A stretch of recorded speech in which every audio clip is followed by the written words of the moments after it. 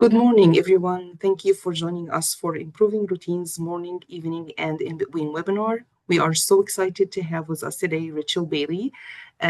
She is a parenting specialist who have been serving families for more than 12 years. Besides being a mother of two kids, she also has a master's degree in clinical psychology and certification in positive discipline and has provided services as ADHD coach, academic coach, in-home mentor, and therapists. Rachel, thank you for being with us today. Please take it away. Thank you so much, everybody, for being here and tell you a couple of small things. I do like to make presentations interactive. So as I am going through my slides, I'm going to be asking you questions, and I would love for you to write your answers in the chat. It's going to be a lot of yes, no questions, so you don't have to think too hard. I just like to hear who's here and what you're going through. The other piece I want to mention is I'm going to be giving you a lot of practical tips today. You do not have to remember them all. Of course, you'll get a recording, but really what I want you to think about as I'm going through this is what makes sense for you and your family. So I want you to just listen, and when something perks your interest, that's why I want you to say, maybe I should start to do this, because you will get some really practical tips right away. So I'm going to go ahead and jump in and share my screen. And just remind you that we are talking today about improving routines, morning, evening, and in between. So things like homework, and I'll be talking a little bit about the holidays, since those are right around the corner and routines can really help make your holidays go more smoothly. And I'm going to again be giving you some practical tips. Hopefully you can start to take away right away. Now, Amal already did a wonderful introduction to me, so I'll just give you a couple more pieces of information. And as I do, I'd love for you to put in the chat, if you don't mind, the ages of your children. So you can always send me a direct message if you don't want everyone to see, but please put the ages of your children as I introduce you to me, and I'll be reading that as I'm letting you know a little bit more about me. Wonderful. So I'm reading those coming in now. So we have some younger ones through middle school, high school, I'm seeing. Excellent. So I have two kids who are 13 and 15. So I have a middle schooler and a high schooler as well. And in addition to being a mom, you heard a little bit about my background, which is in clinical psychology. And I've done a lot in the field of psychology. I've helped over 3,000 families at this point. It's probably getting much higher than that. But really what I do is I bring more peace and confidence to homes. I've always been interested in the concepts of resilience and self-esteem. So when I was a therapist, I was trying to help my high school students. Great. When I was a therapist, I was helping mostly adolescents become more resilient and have better self-esteem. But I shifted to working with parents about 12 years ago now. And now I help parents raise children who are resilient and confident. And very honestly, I work with a lot of parents on their own resilience and confidence as well. So I do have a private practice, and I focus on helping parents specifically who have kids with big emotions. That's not my term. Parents use that phrase a lot, so now I use that phrase. So kids who have anxiety, who have maybe big reactions to things where you are wondering why they have such big reactions, sensitivity, maybe strong-willed. Yep, and I see some neurodiversity mentioned in the chat. A lot of the families I work with, they have kids who are neurodiverse. Absolutely. So my strategies will work whether you have a child with big emotions or not. That just happens to be what I specialize in, because a lot of strategies that you hear traditionally don't work with kids with big emotions. I have talked about me more than I would like to. So now you have the background about me, and I want to tell you what we're going to discuss. And then I'm going to ask you a couple of questions again. So we're going to discuss first what makes routines so hard. Why can't we get out of the house more easily in the morning? Why can't we get our kids to bed, deal with homework after school? What makes that so hard? I'm going to talk about why routines tend to fail, 3 reasons. And then I'm going to give you, like I said, actionable tips to make routines better. First, I'm going to give you the tips, and then I'm going to reorganize the tips that I give you so that you know what to do in the morning, in the afternoon, in the evening, and during the holidays. So know that that is coming. And then lastly, I'm going to give you a little bonus, because I get asked a lot. Parents will say, I want to make routines better, but every time I try to bring it up with my child, it's they resist, or they don't want to talk about it. So I'm going to talk to you about how to bring this up with them, even if you have a resistant child, because that's what I'm used to working with. All right, so I just want to hear in your home, which routines are hard? Is it morning? Is it after school? Is it evening? What is it weekends? Is it holidays? All, that's fair, bedtime. So I'm going to just be looking at the chat, all travel, holidays. Yeah. Morning, bedtime, evening, all of the above. And if it's all of the above, that's okay because you're going to learn a few things about routines that will help with any routine. Everything, getting out the door in the morning. Absolutely. Getting out the door in the morning is hard for a variety of reasons, which we'll talk about. Getting places on time, morning and evening. Absolutely. Yeah. Okay. If you're typing, you can still keep typing, but I'm going to ask one more question. If you can think about it, this is the only one that's not a yes, no, but I'm very curious what your thoughts are. Why do you think it goes poorly? And someone actually just answered that. It seems like a free for all. That's one reason it might go poorly. But what are your thoughts about why it's hard? Lack of consistency, my own neurodivergence, very fair. I also work with a lot of parents who are neurodivergent. I myself am as well. Sometimes I'm not consistent, getting distracted, being tired, unexpected things happen. And I know most of the families I work with, their kids don't handle change or unexpected things very well. Getting wrapped up in other activities, I'm not prepared, or we need to be done at a certain time, no incentives. I keep trying to get other things done. Being resistant or silly. One kid has ADHD, so distractions, but fatigue and mood, distractions, poor time management, all of that is going to come up today. Frustration with heavy tasks, absolutely. Excellent. All right, so keep typing. Just for sake of time, I want to move on. Although we do have a lot of time today, I want to make sure that I get in all my information and you get in your questions. All right. So I want to, they don't want to go. Yep. I want to start with why routines usually don't work. And as I go through these reasons, I'm going to ask you if you see your child in any of these reasons. So that's where the yes or no's are going to come in. Okay, so the three reasons, and you may not know what I mean by any of these yet, but you certainly will. Number one, the avoider brain is strong. So you might have a sense of what I mean by the avoider brain, and I'll talk to you a little bit more about it. Number two, yuck creates resistance. And number three, they haven't mastered skills to be as independent as we'd like. And a few of you referred to some of those skills, so you're probably already aware of that, but I'm going to give you solutions to that today. So these are the problems, but of course, I'm going to give you the solutions today. So let's jump into these reasons. The first one is the avoider brain is strong. And I think everybody needs to be aware of the avoider brain. And honestly, we all have an avoider brain. So what do I mean by an avoider brain? It is not an anatomical part of the brain per se. It's a series of things that happens in our brain, but it is a part of our brain that avoids what is uncomfortable or what is inefficient. So if a child sees a task and they think that's going to be a waste of my time, or I don't really want to do that because it's hard or it takes a lot of brain energy, the avoider brain is going to kick in. So the avoider brain really in general, not even related to routines, is we do as humans avoid uncomfortable things. Our brains are wired to do that. It's a protective mechanism that we have. So how do you know when your child's avoider brain kicks in? What you usually see, I'm going to show you just a few examples, and I want you to type yes as I go through these examples. If you see this, and these are signs that your child's avoider brain has probably kicked in these situations. So does your child avoid uncomfortable homework, or even any homework, to be honest? Just type yes in the chat. You can certainly type no if not. Does your child avoid uncomfortable homework? That is an example of the avoider brain. All right, you can keep typing. I'm going to go on. Not old enough for homework yet, thankfully. Yeah, if you start a little earlier, you might not run into as many of these issues, but they will have a natural instinct to avoid that. We have to work around that. Okay, next. Tasks they do every day, like brushing teeth, getting in bed, eating meals, getting dressed.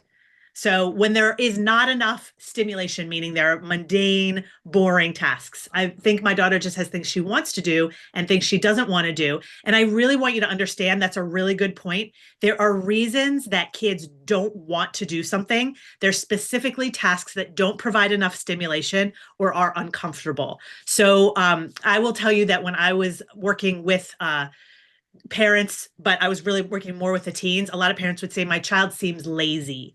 And that what I used to say is lazy is a 4-letter word that I do not allow in my office because it is not laziness. And if you think it's laziness, you're going to handle it in an ineffective way. It is actually the brain literally protecting them against things that are not meeting their needs. So it's really important to understand that certain kids need a certain amount of stimulation. And if a task does not give it to them, they're going to avoid it. So that leads to a solution versus saying lazy doesn't really lead to a solution. So just, I want everyone to be aware of that.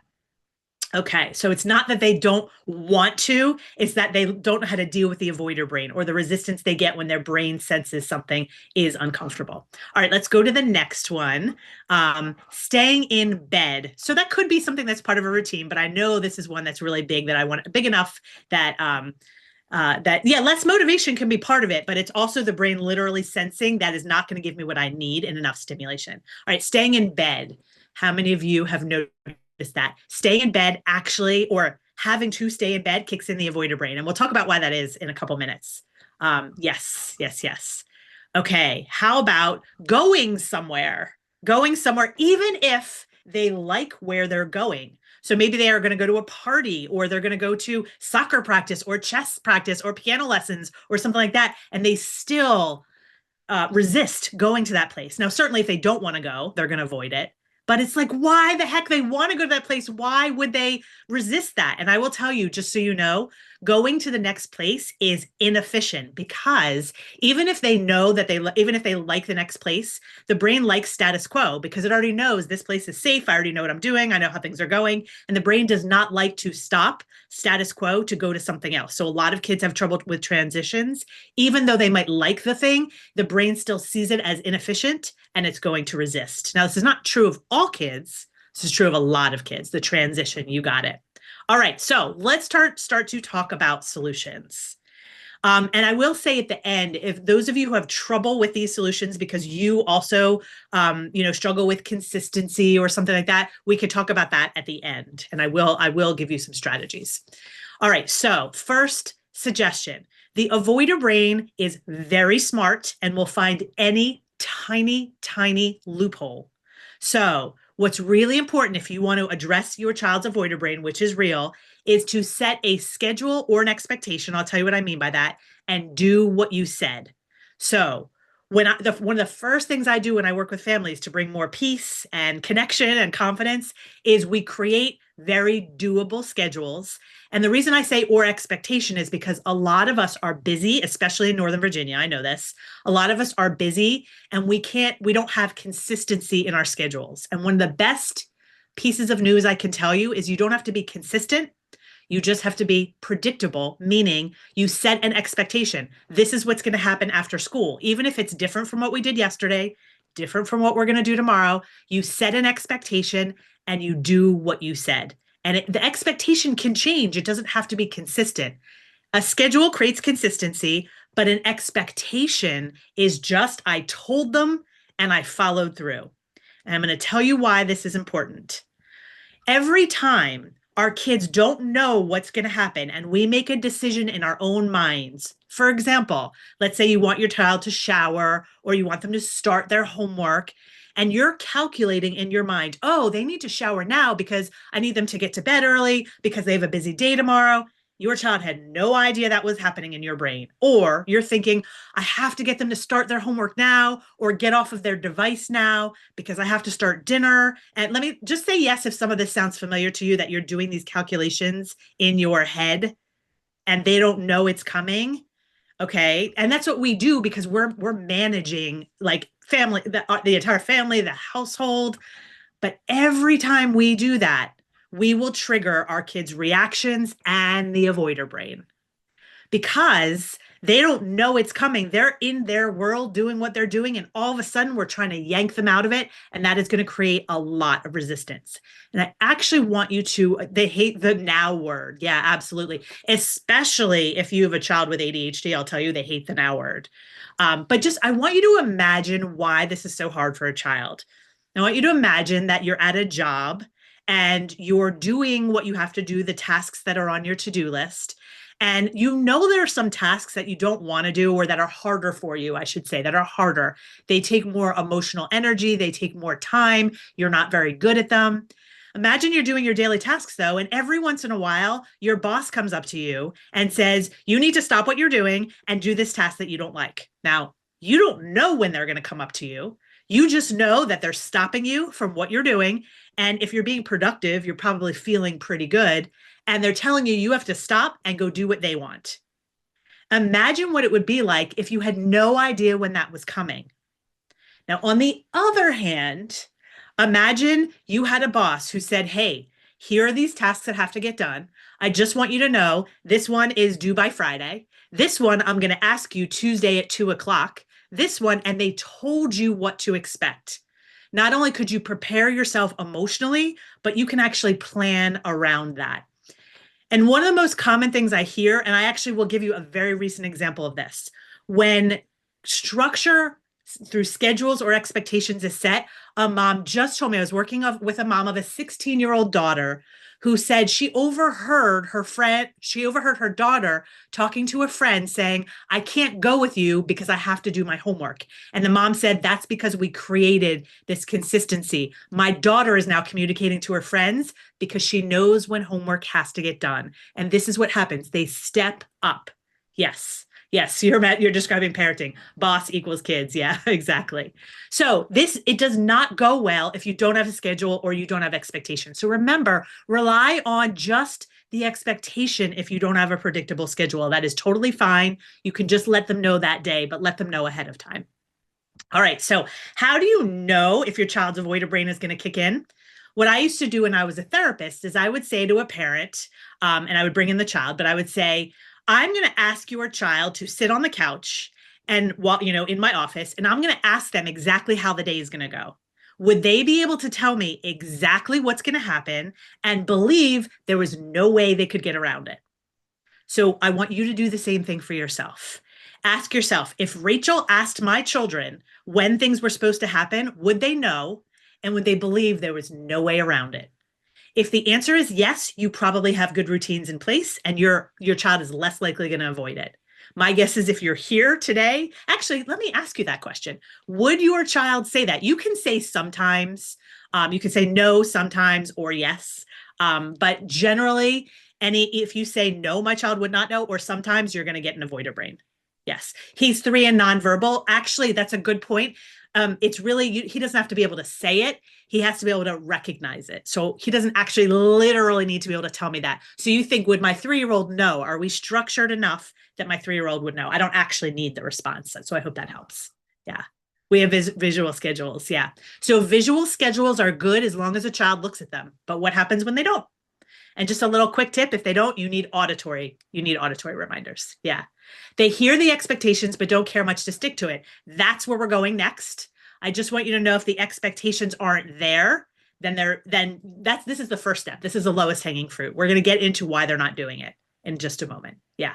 He would not look on his own, but that's important to know. And a lot of the reason that kids don't look on their own is because it is not enough stimulation. It becomes wallpaper to them. Yeah. Okay. So my child has a schedule, but is not tracking time. That's where we're going next. Just wanted to start with the lowest hanging fruit because many people, and I'm getting some, just so you know, I'm getting some private messaging from people who are like, this is not in place. And if this is not in place, all my other strategies aren't going to work for you. All right, so you're going to consider this when it comes to everything, when it comes to whether they can go to a friend's house after school, because if they have to ask you every day, you're going to get a big reaction and lots of resistance. But if they know you can only go to a friend's house, or you can go to a friend's house Mondays, Wednesdays, and Fridays, then they're not going to ask you on Tuesdays and Thursdays as long as you're consistent. When screen time will start and end. If you want routines to go better, you need to have predictability. Do not be calculating once they are on the screens. Whether they have to get dressed before breakfast. Let them know that ahead of time. Don't make it, oh, it depends on the day. And that you're going to get a lot of resistance. All right. So just a pro tip for those of you who I know messaged me and said you don't have this yet, start with one area. Don't try to create a schedule for everything. Start with one area because you are going to have to follow through. If you don't follow through, everything's going to go out the window, just so you know. And then we talked about this already. And someone said, is there a point when there are too many rules to follow? And just so you know, if it's a quick question, I'm going to answer them now. If not, I'll tell you to put it in the Q&A and we'll get to them at the end. But this is a quick answer. So yes, there are too many rules to follow. What I do when I'm working with families is I'll look at their rules if they have them. And what we can do is often group them together. And yeah, because if a child sees a long list, they may get overwhelmed. Absolutely. So often a parent may or may not be expecting too much, but to have it visually like overwhelming can be huge. Yes. And yes, I can slow down. Thank you. It's so hard for me because I get passionate, but I will slow down. Thank you. Yeah, we started with morning before school and bedtime, and they are great. If you start with one at a time, which is what I do with families, you start with one at a time, it is going to, the consistency and predictability are the most underused but effective discipline strategies we have as parents. It is so effective to be consistent. And when parents say to me, I'm not consistent, then I know that there's something they need to be consistent, but it really makes a big difference. And then the other benefit of consistency is that the routine becomes the bad guy, meaning if your child says, can I go to my friend's house? You can say, is it Monday, Wednesday, or Friday? Sorry, that's not the rule. And the rule becomes the bad guy. Because ultimately, when it comes to enforcing, which I know a lot of you are interested in, when it comes to enforcing rules, you want it to be you and your child against the problem, not you against your child. And often, if we don't have a rule, it is now you against your child because you're making these decisions in your head and your child gets mad at you and you're the bad guy. You want the rule to be the bad guy. And then you can say, sorry, not today. Do you want to? And you help them through that feeling. Okay, so yes. What if they still don't want to do something? That's where we're going to get next. That is next, but this is the lowest hanging fruit. If you don't have this, this is where you need to start. All right, number 2, and this is going to get into number 2 and number 3. We'll get into all the other questions you're having. You're saying, I have the routine and they're not sticking to it. The 2 reasons kids don't stick to routines are yuck and skills. So we'll talk about yuck in number 2 and skills in number 3. All right, so let's get into number 2. So yuck is a word that I use. Anyone who's heard me speak before knows me. I'm often called the yuck lady because I talk about yuck a lot because I talk about regulation all the time. And yuck is something that tends to dysregulate us. Yuck is anything that's something uncomfortable. And yes, you will get the PowerPoint. Yes. Yuck is a word I use for anything uncomfortable. So yuck could be, I'm tired, I'm hungry, I'm frustrated, I'm disappointed, I'm overwhelmed, I'm anxious. I bundle all of that into the word yuck because the brain senses a threat. When it senses a threat, it doesn't necessarily differentiate. Now, at some points, we want to differentiate later, but just in general, for your sake, you need to know yuck creates resistance. When the brain senses yuck or discomfort, that is a problem for the brain because it says, oh, there's something uncomfortable, this is bad, and fight or flight kicks in. And our fight or flight response shuts off access to the responsible part of the brain. So you may have the best routines and structure set up. If your child has yuck, they can't access the part of the brain that is responsible. It literally, if you look at brain imaging, you will see that this prefrontal cortex, which is the responsible part of the brain, it is not accessible or it's not being used at that moment. So it's very important to understand that routines automatically create yuck for our children. And of course, I'm going to tell you what to do, but how fun, exactly. I want you to recognize the yuck that your children are experiencing. And by the way, so are you. But the yuck your children are experiencing, because you really want to start to address the yuck rather than the behavior that you see when they have yuck. The behavior you see is when they're slowing down or shutting down or blaming you or not listening, being defiant. If you have a strong-willed child where they're negotiating, those are all signs that they're in yuck. So let's talk about the yuck that's built into routines. And again, I want you to put yes if you recognize any of these in your children. I'll go through them a little faster. You can write yes anytime you hear what is going on for your child, and you can write it more than once. All right. So, for example, in the morning, if you're trying to get out of the house, are you stressed? Because if you are stressed, they sense your stress. So write yes if you see this. They sense your stress. They will go into yuck. So there are lots of ways to deal with your stress, which is where I come in. But if you are stressed, you create yuck. And if you say my child slows down in the morning, they actually will slow down. That is a stress response. You're not imagining that. That is true. And so your stress automatically builds in yuck. They go into fight or flight. In fact, I just wrote about this. If anyone's on my email list, I just sent one of these out last night where in my email I send, and this is all free, so you can sign up for this at the end. I send something called Through Both Eyes, where I show a parent's perspective and a child's perspective. And I just talked about morning routines last night, where a parent is freaking out, of course, because you're late. And a child is thinking, oh my goodness, I can't move faster. And they're upset. And that makes me slow down more. And that happens. Yep. Okay, so next one, afternoon. Often kids come home and they have a lot of yuck buildup from school. So maybe they're bothering a sibling, or maybe they're, just shutting down and won't talk to you. These are examples of they have yuck in the afternoon routine. And then if you say it's time to do homework, their yuck is going to prevent them from doing what you want them to do. So again, say yes. If you see kids coming home and you see negative behavior, that is a yuck buildup from a long day at school. Next, bedtime. There are a couple of things I see a lot at bedtime, but two types of yuck. Number one, often bedtime is the only time our kids get one-on-one attention from us because we're busy, let's be honest. And so when we want to leave, they don't want us to leave, and they want us to stay and stay and stay. That's because they don't like the disconnection.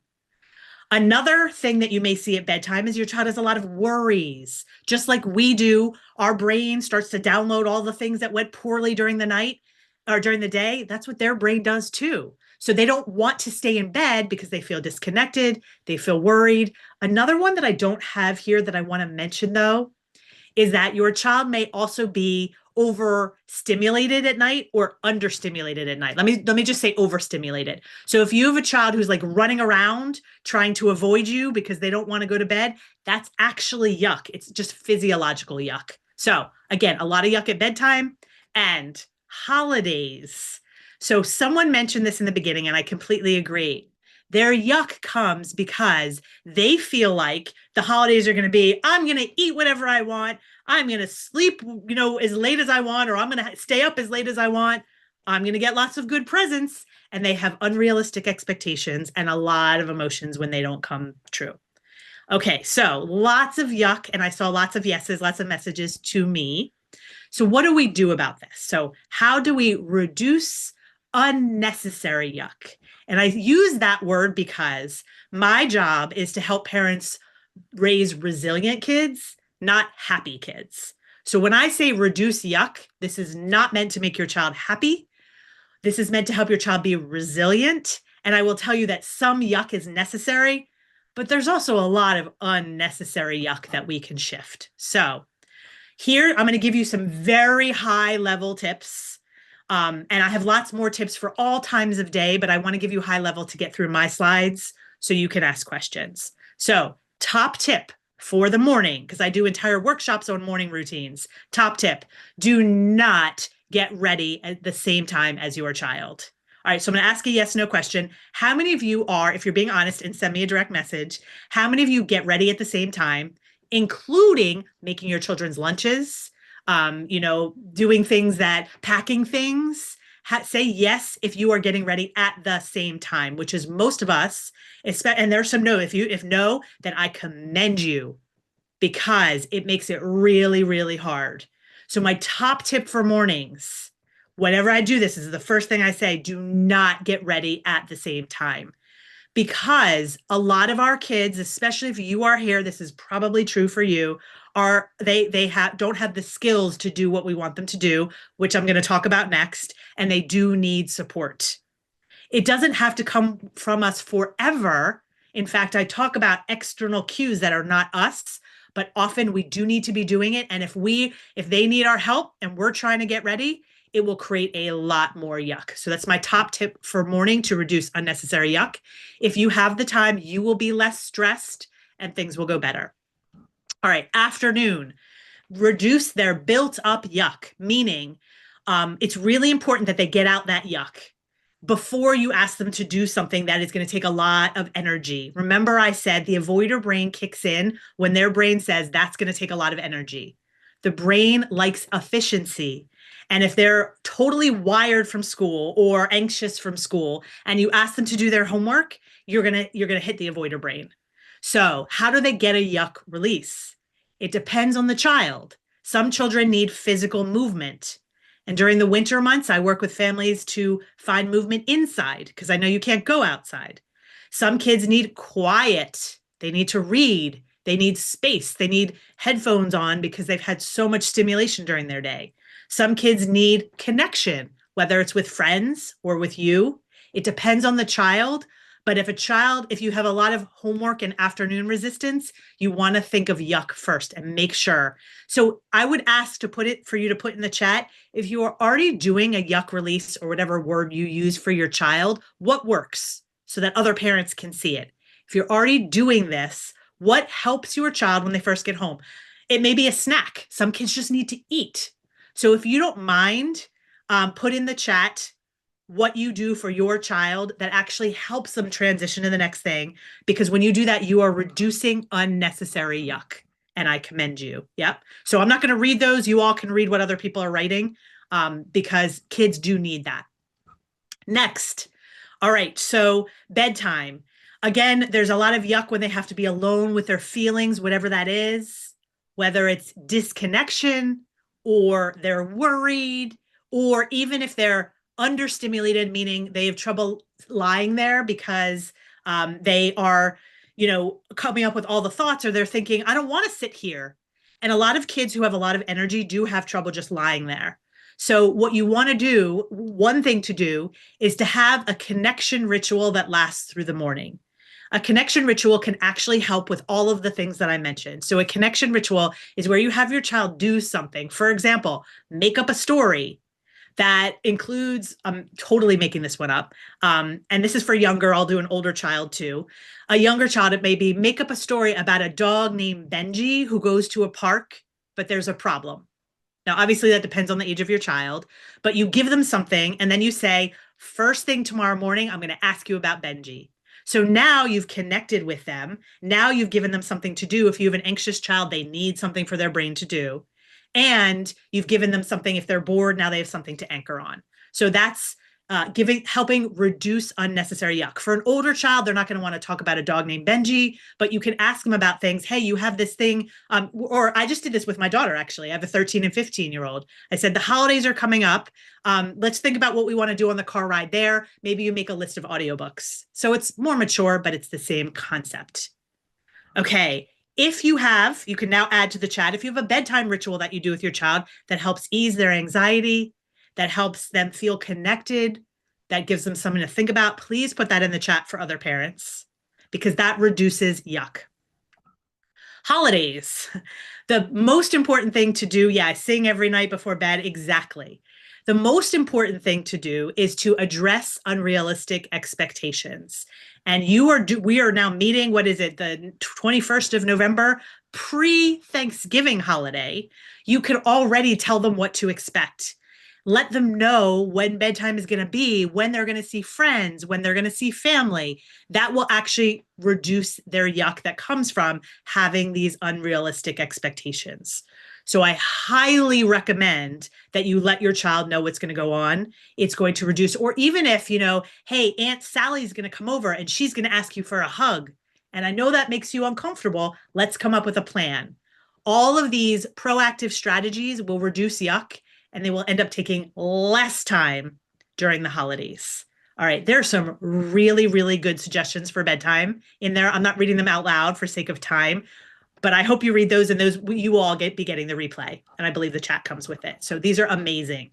So what I would say is whatever yuck reducer you're not doing yet, maybe you haven't thought about the morning or the afternoon or the evening, read what other people are writing and start to do those. Again, tackle one thing at a time. You're not doing everything. You can't. So one thing at a time. All right, last piece. And this is where a lot of people struggle. So maybe you're saying, Rachel, I set up the routines. I address the yuck. My child still doesn't do the thing. That's often because of lack of mastery of executive functioning skills. So most of you probably know what executive functioning skills are. I will just define it briefly for those who don't. Executive functioning skills are the skills required to plan and execute, and that means to plan and follow through with things that have to get done.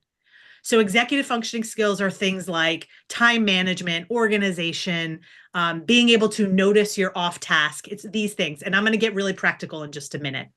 But most of our kids have not mastered these skills. So if the structure is there, the yuck has been addressed, they still don't have the skills though, they are not going to do the routine. And that accounts for about 75% of the families who come to me. We can make the routine quickly. We can even address the yuck. It's the skills that take a little longer, but there's a solution for all of them. I was an ADHD coach for about 7 years before and through graduate school. So I have lots of strategies for executive functioning skills. Even if your child doesn't have ADHD, these will help. Trust me. Neurotypical kids still have executive functioning issues. Okay, so this lack of skill mastery, even though children are old enough to complete tasks, they often haven't mastered certain executive functioning skills, as I mentioned. And this is where I want you to take that word lazy out of your vocabulary, because laziness leads to trying to get a child to do something, trying to dangle a carrot, and carrots don't work if your child has poor executive functioning skills. Not doing tasks that they don't want to do is all about executive functioning skills. Because when we have good skills as adults, we do tasks that we don't want to do, right? That's because we are relying on our executive functioning skills. And the part of the brain where executive functioning skills lie doesn't develop till the mid-20s. So we have the ability to use these skills. Our kids don't. If you have a child who's not neurotypical, they probably have even more of a lag in these skills. So just as out of curiosity, yes, no, do you already know that your child struggles with executive functioning skills? Just, you could put that in the chat. Okay, lots of yeses, yeah. I have one child whose executive functioning skills are amazing. My younger child, my older child, who should know because she's older, hers are extremely poor. She's also very creative, and those often go hand in hand. So yes, and adults, absolutely. I have some lacking skills as well, executive functioning skills. The good news is, and I know this from being an ADHD coach, we can always compensate for missing skills. Always. That's what I did as a coach. I helped mostly adolescents, some adults, compensate for the fact that they have poor skills. What are executive functioning skills including? So those are the things I was mentioning, and you'll see examples in just a minute, but it's things like time management, noticing that you're getting distracted and bringing yourself back on track, organizing, or time estimation. How long is this going to take? Those are all examples of executive functioning skills. So here's what you might see a little bit more practically. Go ahead to, have to give them a frontal lobe assist. That's where those of you who are nagging, you are actually becoming their executive functioning support. A nag doesn't feel good, but they do need those external cues. So some examples. If your child just has trouble getting started, so go ahead, remember to write yes if you see any of this. They just have trouble even getting started. You say, go get dressed. They don't do it. You say, go practice the piano. They don't do it. Brush your teeth. They don't do it. Initiating task initiation skills is a fancy way of saying getting started. This is an executive functioning skill. I would argue even we as adults, many of us struggle with. If anybody is a procrastinator, you struggle with this too. It's very common. All right, next type, staying focused when a task is unengaging. So what does this look like? Your child starts to get dressed and then they don't finish. So maybe you say, hey, get dressed. I'll be back in 5 minutes. You come back and they're playing with something on the floor. Maybe you ask them to brush their teeth and you notice they'll do everything except brush their teeth. Or you ask them to sit still at the dinner table and they're getting up every 5 minutes or annoying a sibling or interrupting everybody. This is a skill to be able to stay focused when a task is unengaging. And if your child already knows that the task is going to be unengaging, so you say stay in bed and they already know it's going to be hard, that's where that avoider brain kicks in. Remember, I talked about that in the beginning. The avoider brain kicks in when it knows brushing my teeth is boring. So that's why we don't want to just say, oh, they don't feel like it. It's much more than that.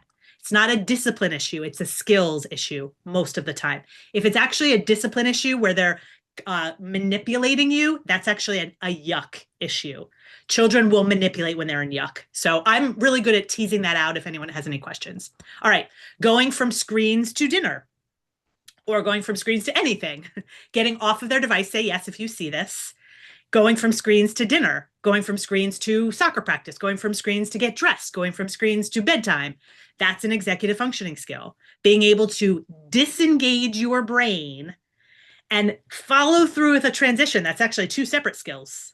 They're both very hard. We talked a little bit earlier about how transitions are hard. So if you see this, that's a lack of skill mastery.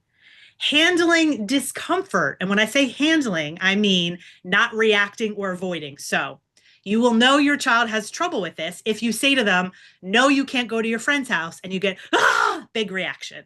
Or you say, we're going to school today, and they say, I don't want to go.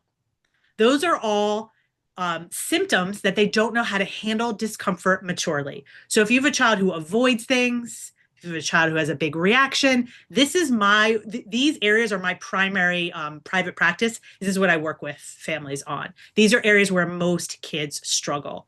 And I would also say that a lot of adults struggle with some of these as well. So it's no coincidence that our kids struggle as well. All right, so let's talk about some skills. Because what we do is we help with the strategies. I'm going to go through these skills. I'm going to give you one bonus tip, and then I'm going to get to questions just so you know where we are as far as time. We should have about 30 minutes for questions, just so you know. Okay, so help with strategies. How do we do this? When a child gets distracted, one of the things that we want to teach them is to create engagement into the task. For example, if your child has to get dressed in the morning, but they get distracted, that's because their brain is going to be attracted to the most stimulating or engaging thing. So we need to teach them, and I do this with teenagers as well, or I used to when I didn't work with parents. Teenagers can do this as well. We build engagement and stimulation into the task. How do we do that? We incorporate their brain or body. So I'll give you younger and older child examples. If you have a younger child, say, hey, can you get dressed with one eye closed the whole time? That's engaging their body. For an older child, if you want to engage their body, one of the ways, and I'll tell you, when I used to work with older children, and I work with parents of kids of older children, I say, get your child involved in this. So for example, when I worked with teens, they might, to get their body involved, if they had to clean their room, they might put baskets around the room and make it into a basketball game. That was the only way they could get through it. Older kids also like brain engagement through playlists. And the beauty of playlists, and I have a child who relies on this in the shower because otherwise she gets too distracted. The beauty of playlists is that when the music stops, that's actually an external cue to the brain. They notice it. So for example, if they haven't cleaned a certain part of their room, or if they haven't, put the shampoo in, that will remind them, oh, hey, you need to go back and do that because you haven't done it yet. So these are ways to build engagement.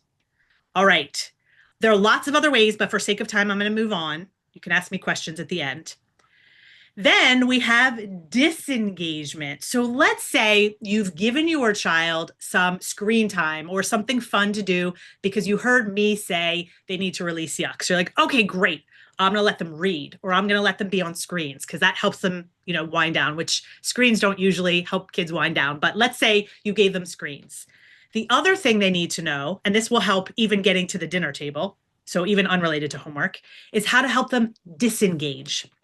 Now I'm going to ask a yes, no question. How many of you, when you want your child to disengage from screens, give them a timer? Say 5 minutes, or like literally give them a time, or say 5 minutes, 10 minutes, 15 minutes. Just say yes if you do that. Yes, yes, yes.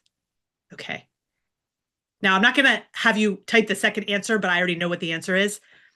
How many of you find, and I'm only not asking because I want you to complete the first question. How many of you find that timers do not work? And if you do, I'm going to tell you why. If they work, use them. Fine, no problem. But if they don't, and they don't for a lot of kids, it's because our brains are wired to seek closure in a task. They don't care about the time. And I'm going to give you a quick example of this. Imagine you're typing an email and you know exactly what you're going to type, and you're like in the groove typing what you want to type, and your child comes up to you and they say, hey, mom, hey, dad, hey, caregiver, whoever you are to them. They say, hey, I want your attention. And you're like right in the middle of the task. It's very annoying, right? Well, let's say you say to them, give me 5 minutes, come back in 5 minutes, and I will pay attention to you. Well, they come back in 5 minutes, just like you asked, but you're not done with the email. You still have a paragraph left and you're still in the zone. They come back and they say, it's 5 minutes. You're still going to get annoyed. It doesn't matter what the time is. Our brains are task oriented. So if a timer goes off and your child is in the middle of something, it's going to be very hard for them to disengage. So just be aware that timers are not the way our kids and our brains work. Now, if you imagine that email, you finish the email and they want your attention, it's actually really easy to shift your attention to them. So knowing that our brain likes closure, the way we help kids with disengagement, or one strategy, is to use closure points. So to say, you can read, but let's come up with a closure point ahead of time. And here's a little tip about reading. A lot of parents will use the closure point of the end of a chapter, and the chapters and video games and even TV shows are created so that you want to watch the next part. So you're not actually giving them a good closure point. Often what I'll say is let them watch the first 2 minutes of the next episode and then they stop. Now we have to work with, okay, but are the first 2 minutes also going to pull them in? Yes, maybe. So what I usually say is if your child struggles with closure points, they have to earn the tasks, like video games where closure points are not natural. You start with tasks where there are natural closure points, so they get used to the feeling, and then you have them earn. Now, one last tip about this. Remember, I'm telling you a lot.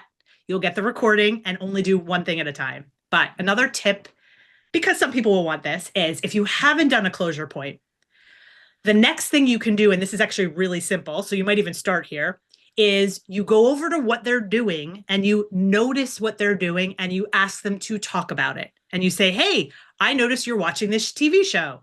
What happened in this episode? Tell me about it as we walk to the next thing. Because you're helping them slowly disengage rather than yanking them out of the world they were in. And a change in environment actually helps them disengage. So those are tips for disengagement. So I gave you engagement, disengagement, a couple more tips for you. With bedtime, this is actually going to go along with the last bedtime suggestion I had. If you have a child who struggles because they're anxious, because they have nothing to do, what we want to teach them is to shift their brain away from the threat. So if their brain is thinking, oh my gosh, I don't want to lie here. What if there's a fire? What if someone breaks into the house? What if, and their brain is going spiraling on all of the what ifs. We actually need to teach kids to shift from the threat to something else. So I started to talk about this last time when I mentioned that you can give them something to do, a story to do. I just want to give another example that I use in my house a lot, something called the 3-door strategy, which is where you say, especially this helps a lot for anxious children or children who have a hard time sitting still. If you say, okay, we're going to imagine there are 3 doors in front of you, and you give them something that they'll see behind each door and you ask them about it the next day. So door number 1 may be, making this up, depends on the age of the child. You open the door and there's a zoo, but you've never seen any of those animals before. In the morning, I want to hear 2 or 3 animals that you've never seen before. I want you to describe them to me. So it shifts their brain from the threat to something to do. If you can give them a cognitive task that is not very difficult, but it does engage them, that will help reduce their need for you to be there. All right, last tip is for the holidays. So I'm going to give this one because I know a lot of parents ask me about it. Helping your child who is overstimulated at the holidays. They're running around the house.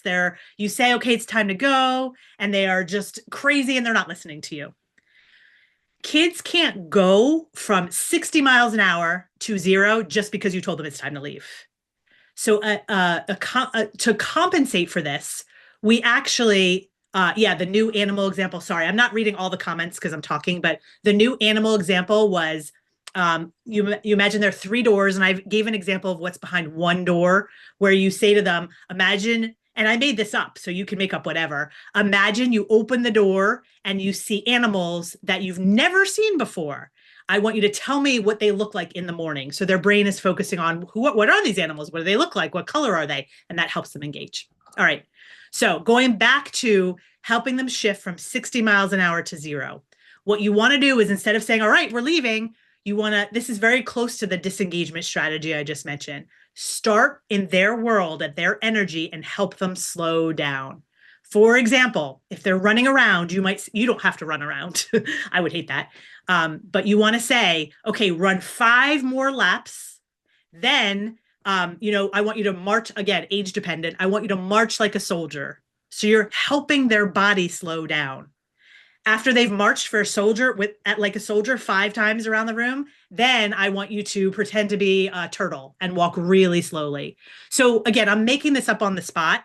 I have lots of ideas, but you see that you're helping them slow down. Freeze dance is another really way to do this. Let's put on some really loud music.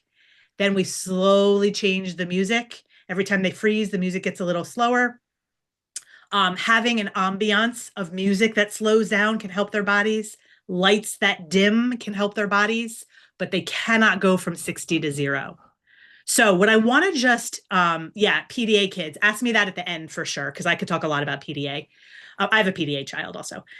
So ask me about that, because I'll tell everyone what PDA is, etc. So what I want to hear in the chat, though, is, does it make sense that some of these behaviors are missing skills? Just say yes if that makes sense. And hopefully you can see, for those of you who are saying yes, hopefully you can see that strategies help with this. Okay, good. All right, so let me put this together briefly into routine resistance. I'm just kind of combining what I said. This is nothing new. I'm combining the pieces I said into the routines. Remember, we're starting with one area at a time and creating a schedule or expectation. That was tip 1. Tip 2 is reduce yuck. Tip 3 is teach strategy. So what does this look like? In the morning, have a clear structure with external cues. That could be the visual list. It could be more of an auditory cue. Like I said, the playlists, or you have Alexa on, or an alarm or something like that. Remember, an alarm's not going to help with disengagement, though. So just be careful about that. But do have a clear structure. If you don't have that, that's the bare minimum. Then don't get ready while they are. Be aware, especially now that you know they need help with these strategies. If you're getting ready, you won't be able to help them. And you can eventually and should teach them to be independent. Use engagement strategies to help them get dressed, brush teeth, etc. So those are some very basic ideas for the morning. Afternoon, let them know ahead of time what to expect. Will they be able to get on screens? Will they be able to go to a friend's house? When does homework have to get done today? Let them know. Make sure they have a yuck release. And if they have to stop the yuck release and the thing that feels good, help them disengage. Teach them how to disengage. Bedtime. Let them know ahead of time what to expect. When will bedtime be? Who's putting you to bed? How long am I going to stay in your room? Use engagement strategies to prepare tasks. For example, brushing teeth and PJs. These can be amazing. What I will say about engagement tasks is, if you have a child age 4 or above, they can make their own engagement tasks. So you do not have to be doing it. I also have lists and lists of ideas that I give parents. And then if they have to lie in bed and they're struggling, understand what the struggle is, help them shift attention. And lastly, holiday time. Have some structure. Let them know ahead of time what to expect, and use strategies for anything that triggers them. So know ahead of time and tell them how to deal with it. Let's help with stimulation. Let's help with anxiety. When someone asks you to say hi and you don't want to say hi, or there's a lot of noise in the room, you plan ahead. All right, Last tip I have for you, and then I'm going to get to questions. So start to think about your questions because I'm going to wrap up after this. The last tip is a little bonus tip. A lot of parents will say to me, okay, I want to tell my child about executive functioning skills, but they won't listen to me. So here's how you bring it up later. I have a formula and I want you to have it. The formula involves the words because and since. So here's what the formula is. And the problem is when we bring up the fact that they're not listening, we're basically pushing our agenda. You're not listening. So if you say something like, whenever I ask you to leave your grandparents' house, you don't listen to me. That's your agenda. You've already put them into yuck. So we don't do it that way. It also doesn't address lack of skills. So this formula addresses the problems that I brought up throughout the presentation. So here's the formula. You start in their world using because. You state the limit. I'm going to give you examples. You state the limit using since. So it's a because, since, and then you focus on strategies. Here's what it looks like. When I told you you couldn't have the game, you were really mad because you'd been looking forward to it for days. So this is an example of if a child like melts down when you tell them no and you want them to learn to handle it better. But the parent didn't go in and say, you can't react like that. You're not going to get things you want all the time. You've lost them. So instead, when I told you you couldn't have the game, you were really mad because puts you deeper into their world. You'd been looking forward to it for days. Now they feel safe and they're more willing to listen. Since, and this is where you bring up the limit, since we don't talk to each other like that in this home, now the rule is the bad guy, not you. You're not saying you can't talk to someone like that because you're the bad guy. The rule is the bad guy. Since we can't talk to each other like that, let's talk about other ways to deal with disappointment because disappointment is uncomfortable. This is where the strategies come in. All right, one more example before I wrap up. A child doesn't clean up their room and you don't go up to them and say, you didn't clean your room. I've asked you 5 times. You say outside of the moment, the clothes are still sitting out because putting them away is boring. It's the last thing you want to do on a weekend. Since they have to be put away because you have a structure and a rule in your home, do you want some ideas to make it less miserable? So now you're working with them against the problem, not against them. Most of us, when we bring it up later, we work against our kids. So the language and how you bring this up, I love teaching that. So if you have any questions about that, feel free to ask me how you can say something or what tone to use. I'm very happy to talk about that. All right. Now I'm going to get to questions and I believe that Amal is going to read them to me, but I want you to know I have resources as she's preparing those or looking them through. I'll keep the slide up for a little while. If you want just free tips from me, I send my podcast episode, etc. You can just email the word tips to that email address. It's my team and they'll add you to my list. There's also a bonus that I'm doing during the holidays I'll tell you about. I have a podcast, I have a Facebook group. It's all there. Okay. Yeah. Yeah, thank you so much, Rachel. It was a very nice presentation as always, and I'm actually following your podcast. It's very useful, and I give families a lot of good tips from your own information and tips that you share in that podcast, and we always share it with families. So please feel free to put your questions in the Q&A. We have some time to respond to them till 11:30. And also we have posted in the chat a link for a survey because your feedback is very important for us. Please take some moments to fill out that survey after the session. And also you'll be sending that with the information that we will be sent later, the presentation and the slides and the recording as well. So the first question we have is how to get an 8-year-old on board with self-motivation to want to take regular showers. Okay.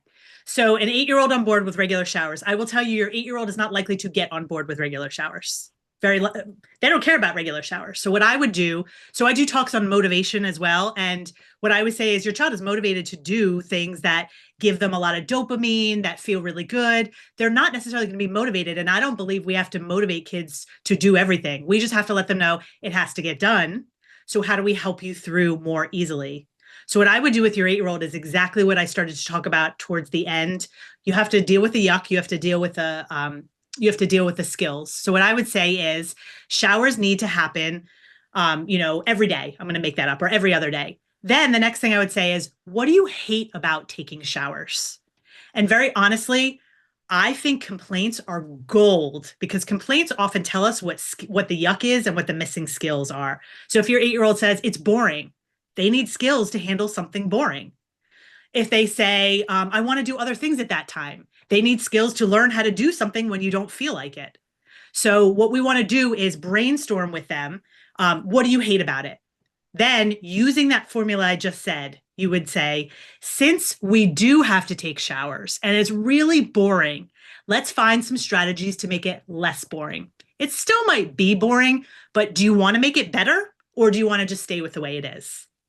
So remember, what I'm saying is they may not be motivated. I believe we have to teach kids to do things when they're not motivated. That's kind of life. You have to do things when you don't want to. So we create a structure. We deal with the yuck. What do you hate about it? And we teach them the strategies. I talked about engagement a little bit for dealing with boredom. Now, a lot of kids will say, if you say to them, do you want to make it less boring? They'll say yes. You just have to set realistic expectations that it still may be boring. You can choose whether to use these strategies to make it less boring or not. That's up to you. But here's some strategies to help. Perfect. Thank you. Is it possible to separate yuck from school day from possible autistic masking? Yuck from school day to what? Sorry. From school day from possible autistic masking. Autistic masking? Mm-hmm. Yeah. So what I would say is yuck is not just from the school day. I just use that one type of one example. Yuck is anything that happens during the school day that's either physiological, that takes a lot of energy, or emotional. So it can be anything. So it's not just from the school day. As far as autistic masking, I'm not gonna say that I want to respond to that one. I would think you'd want more of an expert on that one. I don't want to speak to autistic masking. Yeah. But yuck can be anything. Right. So how to handle, you are trying to calm down a child at bedtime and the other parent relies them up. Yeah. Them up. Yes. So you're trying to get your child to go from 60 to 0 and the other parent is getting them to go from 0 to 60. Yeah, absolutely. So what I would say is whenever you have a spouse or partner or co-parent, whatever it is, that is not on the same page, it's very similar to what I was saying with approaching children. What you want to do is start in their world rather than going to them and telling them they're wrong. So you don't want to say to a co-parent, you're just riling them up and I'm trying to get them to calm down. What you want to say is, hey, I notice this is happening. I bet there's a reason you're doing that. It may be that your co-parent is riling them up because that they feel that's the only time for connection. So if you say you're riling them up, I bet there's a reason, and your co-parent says, yeah, because we have so much fun, you can say something like, yeah, it makes sense you'd want to have fun. And then I would say to the co-parent, can I tell you my perspective? I want them to calm down at bedtime, but can we find another way for you to connect that doesn't get them riled up? So it's the same kind of concept that you're getting into the co-parent's world. You're not coming up and saying, hey, they need to calm down. You need to do better. You're saying, I bet there's a reason. Can we figure out why and make it happen at another time so that our child can get to bed? Because usually a co-parent has the same basic drive, like they want the child to go to bed too. So if they can find another way to connect, very likely they're going to be open to finding another time. And I will just say this one thing. Sorry, Amal. I see questions coming in the chat. I don't know if you were going to say that. I'm not reading the chat anymore. I'm listening to Amal's questions, so put them in the chat. Yes, I will get to the chat if there are questions. Perfect. So please put the question in the Q&A, so we'll make sure that we are getting through all of them. Thanks. So the next question, what are some ways to incorporate a child's interests in the routines?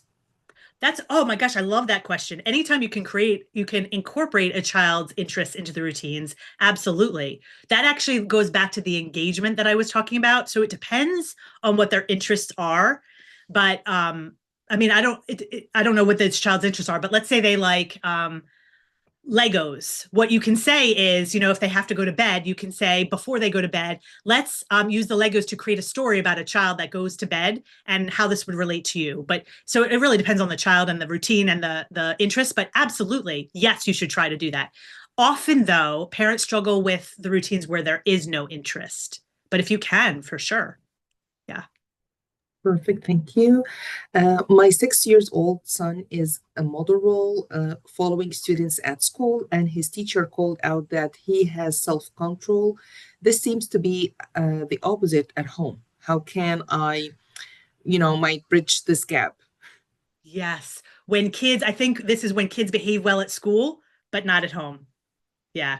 This is like 90% of the families I work with say the same thing.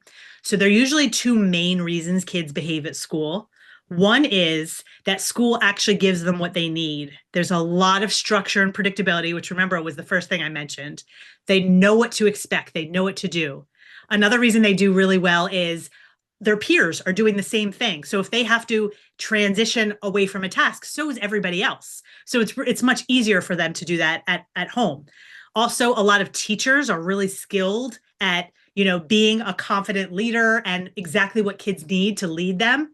Whereas at home, we have some dysregulation. We get really frustrated. We're exhausted. So again, it's the structure, the peers, the teachers all set them up for success at school. On the other hand, so that's reason one, school is actually it helps them thrive. The other reason that a lot of our kids, though, do better is they actually struggle at school and use a lot of energy at school to keep it together. They hold it together all day long and they come home and melt down. So you can think about, does my child really strive with structure and watching what other kids do? And that's probably your child really does do well at school. Or if they're just melting down at home, then it may be that they're just holding it together. You also want to think about at home, if you are if you have a lot of emotions at home, if you have chaos at home, they're not going to listen as much as they do at school. So hopefully that helps. Correct. So my 6 years old son has a lot of big feelings. I recognize that the part of the brain of reasoning is turned off. It takes a while to calm down, and I will take any strategies. But when it is the right time to have these because and since conversations, he never wants to have them Yes. when I bring them up. Yes, I'm gonna give you a strategy. So know that kids with big emotions, which is my specialty, parents of kids with big emotions, they do not like to talk about emotions. They do not like to talk about their own emotions. Sometimes they don't even like to talk about other people's emotions. But I'm going to give you a tip for this. I call these side door strategies because these are all the kids I worked with as a therapist too. A couple of things. Don't talk to them about their emotions. Talk about other people's. So it could be your emotion. So I actually have parents teach their kids about yuck, this concept of yuck, because it helps them understand themselves. So when you're talking about yuck or anything, or even how they can regulate better later, talk about how you struggle with yuck and ask them what they see in you. You can also use books. In fact, there are social learning books where they specifically talk about these concepts, or use what you watch regularly, TV shows, movies, books that aren't social emotional learning, and talk about characters. Because in order for a story to be interesting, there are characters who don't do the right thing or that it wouldn't be interesting. So talk about what yuck they might have and what you're seeing. So when you talk about other kids, it's a lot safer. So that's a side door into that. And that's the next thing I would suggest if your child does not talk about emotions is use other people and then let them be the expert. Don't say, hey, I think this child had a lot of yuck because. You can say to them something like this. This helps your child be the expert no matter how old they are. Say something like, I think this child was upset because blank, whatever you think. But can you tell me why I'm wrong and tell me what you think? Whether your child is 2, if they're verbal, 2 or 22, they want to tell you why you're wrong. So it's a really good way to get a child to open up when they don't usually open up. They want to just tell you what you did wrong. Thank you. How the closure point could work for a video game, especially if the kid with ADHD is addicted to it. Yes. So closure points for video games, I usually say need to be earned. And what we do is, I think I mentioned this before, I'll just reiterate that we teach them closure points with things that are really easy. So for example, just again, I don't know the age of the child, but if you go to the playground, a really easy closure point is to say, you can go down the slide 10 more times and then we're leaving. That quantifies the closure point and they can literally count. So you teach them closure points. You teach them how to find closure points. And if they want to earn the video games, they have to show you that they can create their own closure points. Now, if you have a child who's addicted to video games, you're not just dealing with an executive functioning issue, you're also dealing with yuck. Because video games help numb the yuck that children often have in life. Video games give kids what they don't get in life. For example, video games give kids a sense of connection, a sense of significance, a sense of control and capability. A lot of kids with ADHD, and this was actually my dissertation in graduate school, was on the relationship between ADHD and self-esteem. A lot of kids with ADHD feel really bad about themselves in life and really good about themselves on the video game. So they go to the video game. That's why they become addicted. They're numbing yuck. And any addiction is really a yuck numbing behavior.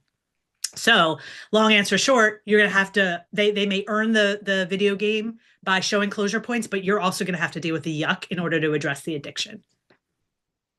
Okay, thank you. My 14 years old said that teens can't fall asleep before 11 p.m. based on scientific studies. Therefore, she cannot go to the bed before 11 p.m. and have a sleep deficient every school day. How to get her on board for an earlier bedtime? Okay, so I would just change your outcome from getting her on board, because anytime we try to make someone do something, they're not going to be on board, especially a teenager. What I will say about this is that sleep depends on the person. Some kids, their body clocks, they need to go to bed later. So for her to say all teenagers can't go to bed before 11, I have a teenager who goes to bed at 9:30. So and I have a teenager who goes to bed later than that. So I wouldn't say there's a blanket statement. What I would say is I would have the conversation. And the reason I said don't try to get her on board is because as soon as you try to get her on board, you've lost her. What I would say is, again, what do you hate about going to sleep at that time? Is it hard to fall asleep? So asking about what she hates makes you safe now, because it's going to be you and her against the problem. And you can start to come up with ways to help her. Now, if she's saying, but I really can't, 11 o'clock is my time. Here's how you're going to know. How does she do waking up the next morning? If she has trouble waking up, then 11 o'clock is not early enough. But if your child can go to bed at 11 and wake up pretty easily and bounce back up in the morning, then chances are 11 is fine for her.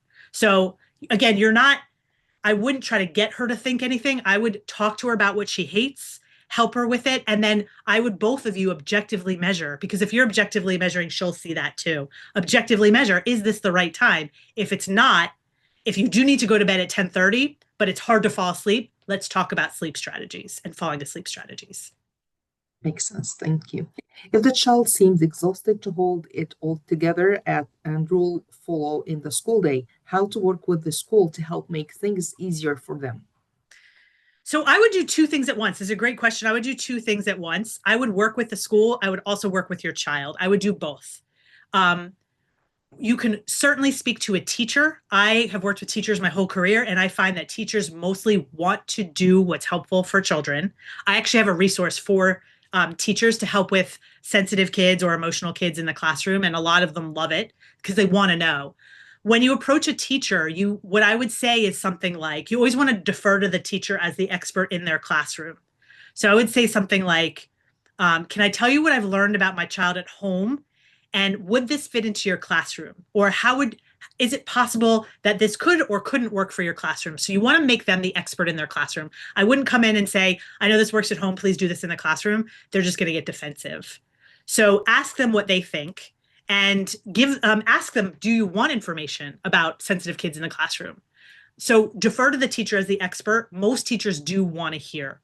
I would also work with your child to understand what's so exhausting about the day, because you don't always have an open teacher. Most of the time you will, but you might not always. And then, as they get older, they're going to have a boss that, doesn't resonate with them. So they do need to also know how to deal with it themselves. So again, ask your child to complain. What do you hate about the day? And come up with strategies for dealing with that part of the day. Or what's so hard about the whole day? Maybe there's a lot of noise. How do you deal with noise all day? So complaints are going to be your way in for your child, for them to tell you what they need a strategy to handle. Perfect. Circling back to the shower time, if it is a time used mostly to play with soap and making bubbles, that might take over 30 minutes. How to monitor this and build the right executive functioning? He knows how to shower, but prefer to play more than showering. Yes. And I love that you said that, because this is the difference between sort of traditional skills, developmental skills. He knows how to shower, and executive functioning skills. Just because a child knows how to shower does not mean that compensates for their executive functioning skills. A child who plays in the shower with bubbles and soap is a child who is craving engagement.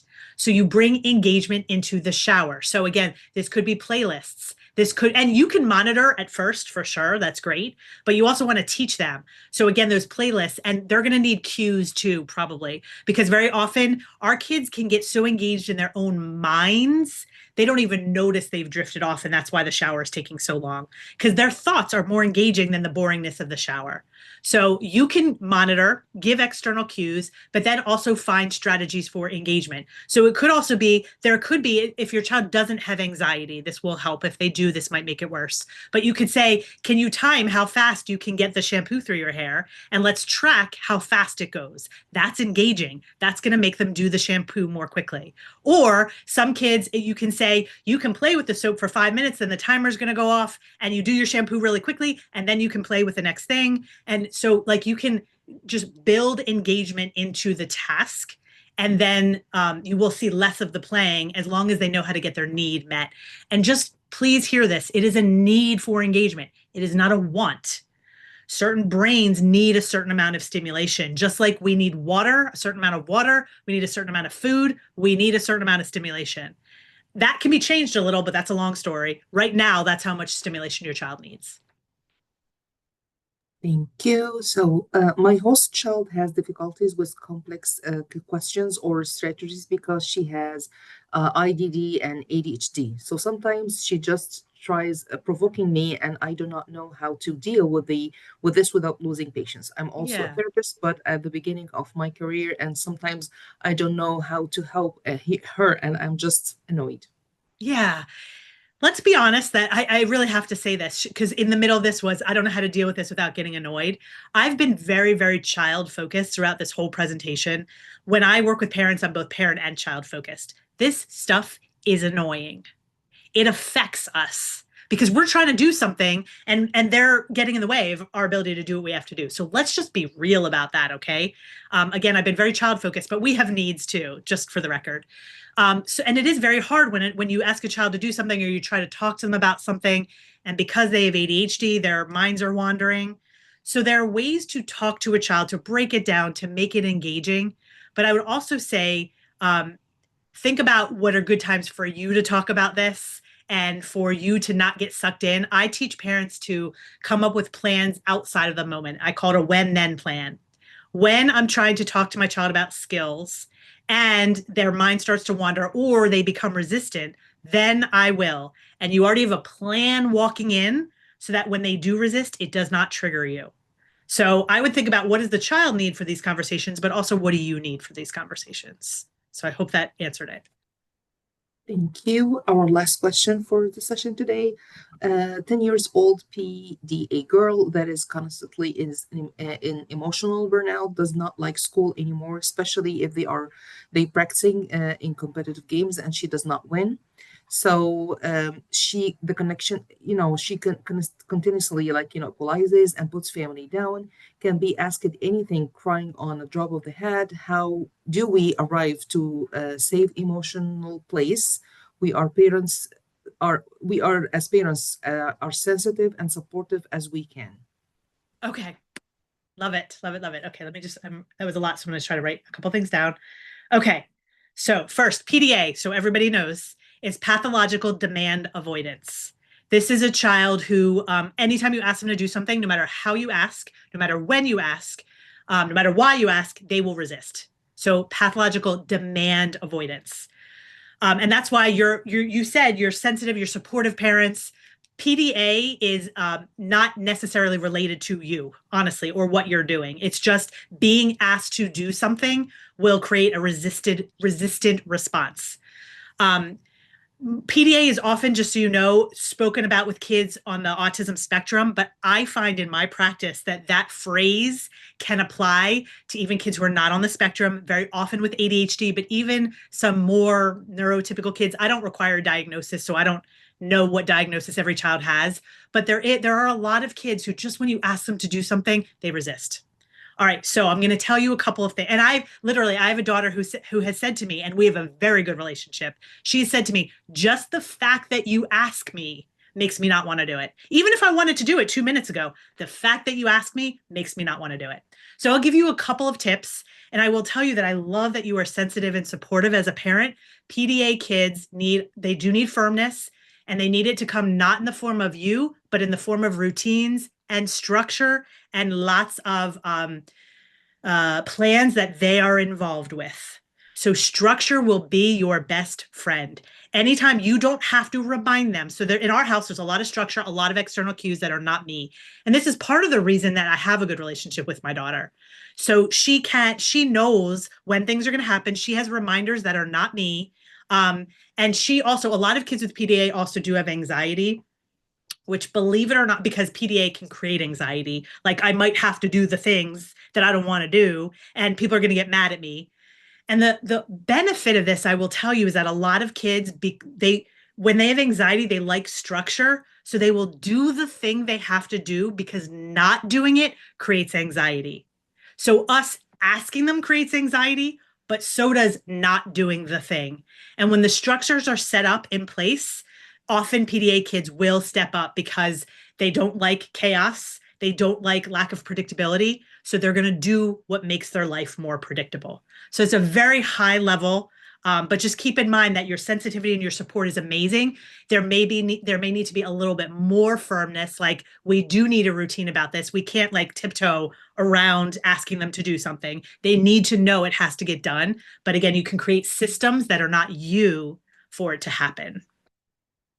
Yeah, perfect. Thank you so much, Rachel, for the amazing information that was shared. You, as always, we have enjoyed the session, and we invite all families who was with us today to register for the upcoming session with you that will be on January 27th. The tips to reduce parent stress and anxiety. I think we all need to learn more about that as educators and also as parents. So I would love for families to register, and also please fill out the feedback form to know how we can do better in the future. As I said, we will be sending you all the recording and the slides, and also the information about Rachel Bay's podcast, because it's very useful and it will be very helpful. And also, it's included in our digital resources that we share with families about parenting. It will be including that Padlet. So please check out the resources that will be sent to you. And if you have questions, you can reach out to us. And we had so much fun today having you, Rachel, and all the families who joined us.